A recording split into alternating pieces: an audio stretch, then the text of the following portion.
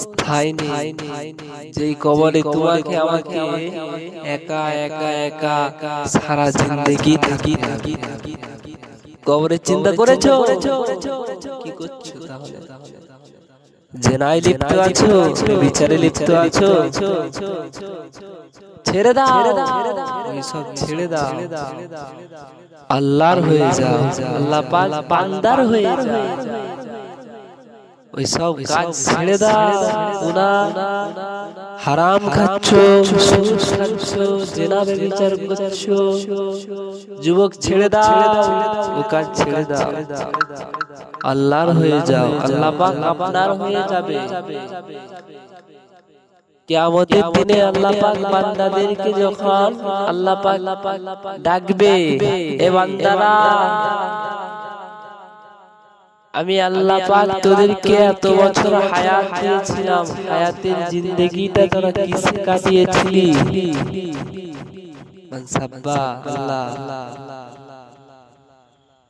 কেউ বলবে জিনা ব্যভিচারে কাটিয়েছিলাম, কেউ বলবে হারামে কাটিয়েছিলাম, কেউ বলবে আল্লাহ আপনার হুকুম আহকাম মেনে চলেছিলাম সারা জিন্দেগি, আপনার হাবিব আপনার দোস্ত মুহাম্মদকে ভালোবেসেছিলাম। পরিবর্তন হয়ে যায়।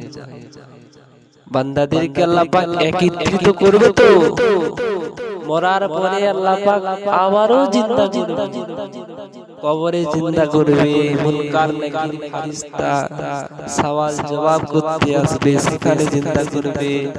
তা বাদ দিয়ে আবার আখিরাতের কিয়ামতের ময়দানে, কিয়ামতের মাঠে সবাইকে আল্লাহ পাক জিন্দা করবে, জিন্দা জীবিত অবস্থায় আল্লাহ পাক উলঙ্গ অবস্থায় সবাইকে একত্রিত করে একটা কাতারে দাঁড় করাবে। এ বান্দারা, এই কাতারে দাঁড়িয়ে যাও, দুনিয়া ধ্বংস হয়ে যাবে, দুনিয়া চুরমার হয়ে যাবে। হযরত ইসরাফিল আলাইহিস সালাম হুজুর সিনায় ফু দিবে।